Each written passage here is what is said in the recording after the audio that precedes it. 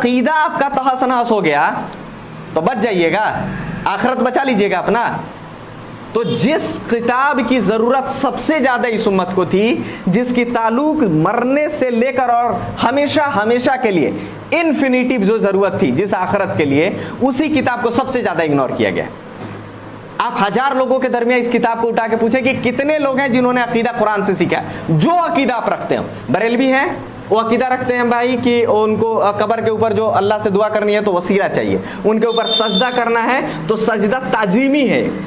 एक सजदा हराम है, लेकिन उनके अंदर एक कॉन्सेप्ट है कि एक सजदा हलाल है, सजदा ताजीमी कर सकते हैं किसी को भी, उनके अंदर ये कॉन्सेप्ट है। ठीक है, उनके अंदर सैकड़ों किस्म के कॉन्सेप्ट है, गैरुल्लाह के लिए नजर न्याज वगैरह, ये सारी चीजें, मिलाद वगैरह, वो चहल्लम चलीसा, ये सारी चीजें। ठीक है, जो भी है आप अपना अपने पास रखें। क्या इस चीज को आपने कुरान से सीखा है? क्या ये कुरान में आपने कहीं देखा है कि ये चीजें मौजूद हैं? अगर देखा है तो मुबारक, अगर नहीं देखा है फिर अकीदा रखते हैं आप ऐसा, तो आप क्या कर रहे हैं? कौन से यूनाइट होना चाहते हैं आप? किस यूनिटी की बात कर रहे हैं आप? अगर आप देवबंदी हजरात हैं तो आप, कोई भी शख्स हो, मैं नहीं जानता यहाँ कौन है क्या है, अगर आप देवबंदी हजरात हैं तो आप 3 दिन 10 दिन 40 दिन के लिए, 1 साल के लिए आप जमात में जाते हैं, उसके अंदर एक किताब फजाइल अमाल को कसरत से पढ़ते हैं। आपने कभी तहकीक किया है कि आप जो 3 दिन 40 दिन 10 दिन के लिए जमात में जाते हैं, ये कुरान में कहीं लिखा है? हदीस मुबारका में कहीं लिखा है?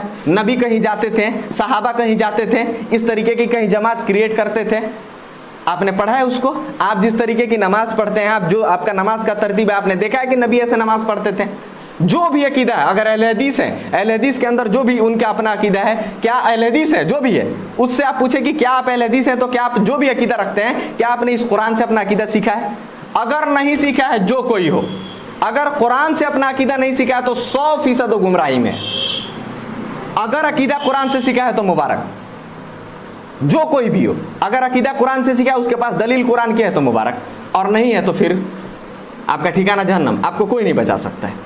तो जिस किताब को सबसे ज्यादा सीरियस लेनी थी, वो किताब सबसे ज्यादा इग्नोर की गई। फिर यूनिटी कैसी? किस यूनिटी की बात कर रहे हैं आप? अब देखें, आपको मैं कुछ अहम पॉइंट दिखाता हूं। ये देखें, ये किताब है। देखें, यूनिटी रट लगाने से नहीं होती। यूनाइट होने के लिए एक टर्म चाहिए, एक प्लेटफॉर्म चाहिए, एक वे चाहिए। ये है किताब तज़किरतुर रशीद। ये देवबंदी हजरात की एक अहम तरीन किताब है। अगर यहाँ पे कोई हो तो अपने जहन को बिल्कुल खोल के सुन ले। मैं कोई तनकीद नहीं कर रहा हूँ, मैं हकीकत दिखा रहा हूँ। मैंने तो किताब नहीं ना लिखी है भाई, मैं बयान कर रहा हूँ, मैं तनकीद नहीं कर रहा हूँ। ये किताब सब, ये तज़किरतुर रशीद है, ये अहम तरीन किताब है। ये रशीद अहमद गंगोही के बारे में। ये देखें, इस किताब के जिल्द 2 के सफ़ा नंबर 17 पे लिखा है कि सुन लो, हक वही है जो मेरी बात जुबान से निकलती है। हक वही है जो मेरी जुबान से निकलती है। अब देखिए, इसको मैं पूरी इबारत पढ़ देता हूं कि सुन लो, हक वही है जो रशीद अहमद की जुबान से निकलता है।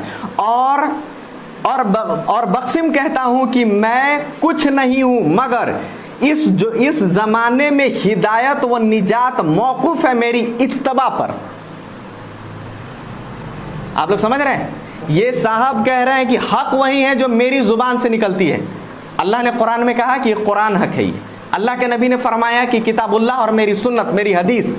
आप फरमा रहे हैं कि हक वो है जो मेरी जुबान से निकलती है। और आज के मैं कुछ नहीं हूं, लेकिन आज के वक्त में, आज के हालात में मेरी हिदायत से मुराद जन्नत अगर मौकूफ है तो वो है किस पर? मेरी इत्तबा पर। और कुरान सैकड़ों जगह गवाही दिया है, अतिउल्लाह व अतिउर रसूल, अल्लाह की इताअत करो और अल्लाह के रसूल की इताअत करो। और ये साहब कह रहे हैं कि मेरी इत्तबा पर हिदायत मौकूफ है, मेरी इत्तबा पर। आप किस चीज की यूनिटी की बात कर रहे हैं? कौन सी यूनिटी की बात कर रहे हैं? आप इनकी एक और किताब है तज़किरतुर रशीद, नहीं तज़किरतुर रशीद नहीं, यहाँ पे वो किताब होगी गालिबन, उसूल करखी मैं रखा था यहाँ। एक किताब है इनकी उसूल करखी। सर खैर आप लोग तहकीक कर लीजिएगा। उसूल करखी के अंदर उसके अंदर एक इबारत लिखी गई है। उसके अंदर लिखा गया है कि हर वह कुरान की आयत जो अइम्माए अरबा से मुराद 4 इमाम, उसमें इमाम आजम अबू हनीफा रहमहुल्लाह, उसके में लिखा है कि हर वह कुरान की आयत जो इमाम अबू हनीफा के मुखालिफ हो, उस कुरान की आयत को मनसूख कर दिया जाएगा। किस यूनिटी की बात कर रहे हैं? आपकी किताब में लिखा है उसी इबारत के अंदर कि हर वह नबी की हदीस जो इमाम के खिलाफ हो उसको तब उसके अंदर तरमीम की जाएगी, उसको मनसूख समझा जाएगा, उसको ज़ईफ समझा जाएगा। किस यूनिटी की बात कर रहे हैं? कहाँ यूनाइट हो ये उम्मत? यूनाइट देखिए, आम आदमी है वो नहीं जानता है, वो नहीं पढ़ा लिखा है, अलग की चीज है। लेकिन जो जानता है वो पढ़ा लिखा है ना। आम हर आदमी तो आम नहीं है ना, हर आदमी आम नहीं है। तो जो किताबों को जानता है वो जानता है कि भाई आपकी फिक़ह चल रही है तो किस तरीके से चल रही है। आपके पास अल्लाह ने उतारी थी 2 किताब, एक कुरान हकीम, एक नबी की हदीस। आपको इसकी इत्तबा करनी थी। आपको किसने कहा कि इन सारी किताबों की इत्तबा करें? आपको किसने कहा कि ये 150 साल पहले की लिखी गई फ़ज़ाइल अमाल की इत्तबा करें, जिसके अंदर कम से कम 200 से ज़्यादा कम से कम किस्सा सूफियों की लिखी हुई हैं? आपको किसने कहा? आप कैसे यूनाइट होंगे? ये देखें, अभी ये किताब है अल मलफूजात आला हजरत, जिसके अंदर एक वसाया शरीफ, ये किताब है, ये वसाया शरीफ, ये लिखे हैं आला हजरत इमाम अहमद रजा खान। ये जो है बरेलवी हजरात इन्हीं के नाम से मशहूर हैं, क्योंकि बरेली के थे तो मशहूर हैं। ये लिखते हैं अपनी किताब के अंदर, देखें ये, कि मेरा दीन और मेरा मनहज वही है जो मेरी कुतुब से जाहिर हो, और ये मेरी किताबों से जाहिर हो। मैंने जितनी किताबें लिखी हैं उसी से जाहिर हो, और ये तमाम फर्ज से अहम फर्ज है, इसी को मजबूती से तुम थामे रहना। इनकी जुबान से, इनकी कलम से जो बात निकल गई है वो हक है, और तमाम फर्ज से आला फर्ज है, और उसी को मजबूती से थामे रखा जाए, और वही दीन है, ये इस्लाम है।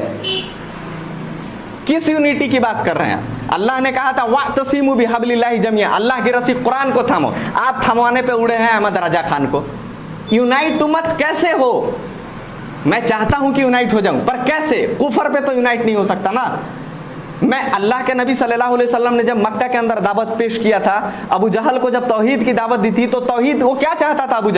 अबू जहल ने यही कहा था ना कि मोहम्मद सल्लल्लाहु अलैहि वसल्लम जो आप दावत देते हैं आप देते रहे, मुझे फर्क नहीं है।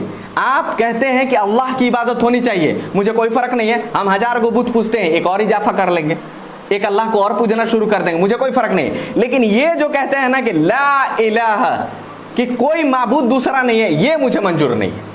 कि दूसरा माबूद मत कहिए, आप कहिए कि अल्लाह, अल्लाह माबूद है, इससे मुझे इत्तफाक है। लेकिन ला इलाहा मत कहिए कि दूसरा लात है, मेरा उज्जा है, मनात है, वद है, सुआ है, यागूस है, याऊक है, नसर है, ये सारी हमारी बुतें हैं, ये सारी हमारी खुदाएं हैं। तो हम इनकी इबादत करेंगे, हम इनके लिए जो है इनकी सिफारिशें करेंगे, हम इनसे दुआएं करेंगे। तो ये नहीं कहें कि ये खुदा नहीं है। हाँ, आप कहें कि अल्लाह खुदा है, आप माने कि हर रब जो है अल्लाह है, मुझे कोई तब जो है मसला नहीं है। और आइए इस बात पे यूनाइट हो जाए। नबी यूनाइट हो गए थे, नबी यूनाइट हो गए थे, नबी ने अपने जमीर का सौदा कर लिया था। इस दावत को रोकने के लिए अबू जहल तो कोशिश किया ही, अबू तालिब जो नबी सल्लल्लाहु अलैहि वसल्लम को अपने लख्ते जिगर जिंदगी भर माने हैं, वो अल्लाह के रसूल के पास गए कि मोहम्मद जो आप दावत देते हैं सल्लल्लाहु अलैहि वसल्लम, आप दावत दें, कोई फर्क नहीं पड़ता है। लेकिन अबू जहल ऐसे कह रहा है, अबू सुफियान ऐसे कह रहे हैं, तो फला ऐसे कर रहा है, ये वो ऐसे कर रहा है, वो सरदार ऐसे कर रहा है, आपको कत्ल की साजिशें रची जा रही हैं, तो खामखा जो है आपके ऊपर मुश्किलात आ जाएंगी। तो इस दावत को रोक दे कि ला इलाहा इल्लल्लाह, ला इलाहा कोई माबूद नहीं, इस दावत को रोक दे एटलीस्ट। अल्लाह के नबी ने कहा था कि चचा आप सूरज को मेरे एक हाथ पे ला के रख देंगे और चांद को एक हाथ पर ला के रख देंगे और कहेंगे मोहम्मद इस दावत से वापस हो जाओ, तो अल्लाह की कसम मैं इस दावत से वापस नहीं। तो नबी क्या इत्तेफाक रख लिए थे उनकी बातों से, यूनाइट हो गए थे? नहीं हुए थे। तो यूनाइट के लिए एक टर्म होती है। फिर नबी सल्लल्लाहु अलैहि वसल्लम ने तौहीद की दावत दी, जिसको कबूल करना था कबूल किया, जिसको नहीं करना था नहीं किया। नबी सल्लल्लाहु अलैहि वसल्लम मक्का से मदीना हिजरत किए। हिजरत करने के बाद जब वहां से दोबारा माइग्रेट हुए हैं, जो लोग इस्लाम कबूल किए, जिनके पास कोई रास्ता नहीं था वो भी इस्लाम कबूल किए, फिर सारे यूनाइट हो गए। तो यूनिटी के लिए एक टर्म होती है, और वो टर्म है कुरान, वो टर्म है हदीस। अगर आप इससे इत्तेफाक रखते हैं तो मुबारक। अगर आप इन 2 कौड़ी की किताबों को लेके, जो एक कहता है कि मेरी जुबान से जो निकले वो हक है, ये कहता है तमाम फर्ज से अहम फर्ज मेरा दीन है ये, और ये दोनों जो जमीयतों की बानी है, यूनाइट उम्मत कैसे हो? इनकी फिक़ह चल रही है आपकी किताबों, आपकी जमीयत के अंदर, यूनाइट उम्मत कैसे हो? किस यूनिटी की बात कर रहे हैं आप?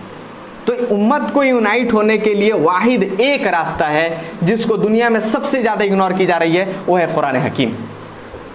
कुरान हकीम, अगर इस कुरान के ऊपर पूरी जमीयत जो है, पूरी दुनिया इजमा कर जाए कि हमें जो अकीदा लेना है कुरान से, नबी सल्लल्लाहु अलैहि वसल्लम की सही अहादीस मुबारका से, तो उम्मत पूरी यूनाइट हो जाएगी। लेकिन अगर इसी को इग्नोर करके आप नमाज पढ़ रहे हैं, भाई हमारे आपके अंदर इख्तलाफ हो गई कि आप जो पढ़ रहे हैं गलत है, मैं कह रहा हूं कि नहीं भाई जो आप पढ़ रहे हैं वो गलत है, अब इसको जज कहां से करेंगे? जज कैसे होगा?